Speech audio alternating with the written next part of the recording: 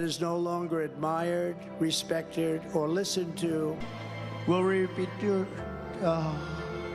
Anytime I start talking, they take the red light off. Look, he can't campaign. He can't speak. So we call it migrant crime. I came up with that name because I come up with a lot of good names. You see Maduro, Venezuela, we will expel the warmongers. Thrilled to be back in the beautiful Virginia. Ding, boom, this is me. I hear, bing. We want to get Romney's and those out. He had experience in something else, you know that. Purposely mix up like a name like Bird Brain, you know who Bird Brain is? I happen to have a very good relationship with a woman called Melania. I mean, we don't need your vote. We want you to get out, though, and vote. We're a third world nation now.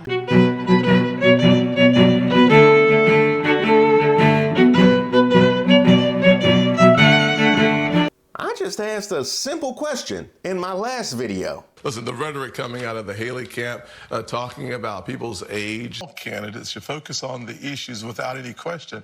When Nikki Haley talks about the president's age and a competency test, I also think that talking about someone's age is inappropriate. Now, why would Trump's surrogate be discouraging focusing on age when that's Trump's favorite angle on sleepy Joe Biden? The guy can't even walk off a platform.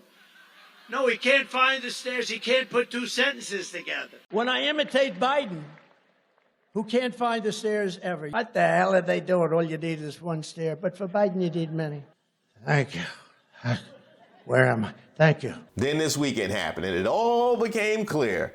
I see why Trump's people don't want him to focus on age any more than Lauren Boebert wants to focus on her family. And Lauren, you're going to do fantastically in your district. Lauren Boebert, thank you. Oh, of course you think that. What I'm about to show you is all from one weekend. Last weekend. Did you just see Maduro, Venezuela? It's unbelievable. Try again. Heard that Saudi Arabia and Russia will repeat your. Did you just give up mid-rant? You have to see the chart. They're like this, and we're like, ding, boom. This is me. I hear, bing. How does the back of my head look? You all right, man? And in the Harvard-Harris bill also just came out. Oh, you mean Harris poll. Then again, you do think polls are law. And Putin, you know, has so little respect for Obama that he's starting to throw around the nuclear word today. You heard that, nuclear. He's starting to talk nuclear weapons today. Come again? And Putin, you know, has so little respect for Obama. Oh, you mean Joe Biden, the current president.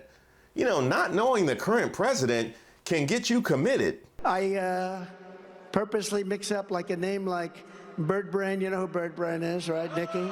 With Nancy Pelosi. I put them in because they're interchangeable in my mind. Mixing up Nikki Haley with Nancy Pelosi. It's on purpose. Kind of like when you just mixed up President Obama with President Biden, or when you confused E. Jean Carroll with Marla Maples, who you were married to. You say Marla's in this photo? That's Marla, yeah. That's my wife. Which woman are you pointing to? No, that's Here. Carol. Oh, is that? The person you just pointed to was E. Jean Carroll. Who is that? Who is this? I mean, they both ended badly. But then there was that time you said you were going to have very powerful crime. No, we're going to take over Washington, D.C. We're going to federalize. We're going to have very powerful crime, and you're going to be proud of it again. Or when you mixed up World War II with World War III. We have a man who is totally corrupt and the worst president in the history of our country, who is cognitively impaired, in no condition to lead, and is now in charge of dealing with Russia and possible nuclear war. Just think of it. We would be in World War II. That was after confusing Biden and Obama again, one of many times. But you know what? Let's get back to last weekend. Uh-oh, the red lights are starting to go off. Anytime I start talking, they take the red light off. Huh? Frankly, it's too long, so we call it migrant crime. I came up with that name because I come up with a lot of good names, don't I? And that's what you came up with. Kime? people, and they're going to destroy all of that. And you see what's going on in New York? They have pupils from foreign countries, from countries where they don't even know what the language is. We have nobody that even teaches it. These are languages that nobody ever heard of. If you think that was bad, it wasn't even his first take. People from places unknown, from countries unknown, who don't speak languages. We have languages coming into our country. We have nobody that even speaks those languages. They're truly foreign languages. Nobody speaks them. Imagine that, just languages just coming into the country all by themselves. We're a third world nation now. Oh, so is that why all the languages want to come here? We didn't have to bomb, and we didn't have to spend the money and the killing and everything else, and the world hates us to a level that you've never seen. Remember, I kept you out of wars, except I did defeat ISIS very strongly. We defeated ISIS. We took them. Al-Baghdadi, Soleimani. We did a number that nobody's ever seen. It was going to take 4 to 5 years, they said, in Washington. It would take 4 to 5 years. I did it in 4 weeks. No bombs. So how did you defeat ISIS? Oh, we defeated them with freedom. For our great veterans, we passed VA accountability and VA choice. That was a big deal. Now, I know you didn't. For our great veterans, we passed VA accountability and VA choice. Nobody thought that was possible. They were trying to do it for 58 years. Oh, it ain't a lie if you tell it twice, right? By the way, Veterans Choice was actually passed in 2014 when Obama was president. You mixing up the president again, Donald? If you need proof, this is him signing it. I have no greater honor than serving as your President and Commander-in-Chief, and I have no greater privilege than the chance to help make sure that our country keeps the promises that we've made to everybody who signs up to serve. And as long as I hold this office, we're going to spend each and every day working to do right by you and your families. I'm grateful to you. God bless you. God bless America. With that, I am going to sign this bill. Thank you very much, everybody. Yeah, that was back when he was president in 2014. No, not now. That's Biden. Yeah, B-I-D-E. And by the way, 82% of the country understands that it was a rigged election, okay? You can't have a country with that. A poll came out, 82%. 82%? You made that number up, didn't you? So what, even the Biden voters? Wait a minute. You think you got 82% of the vote, don't you? Okay. I come under the Presidential Records Act. I'm allowed to do all of that. I'm allowed to do whatever I want. Oh, it's very clear that you think that.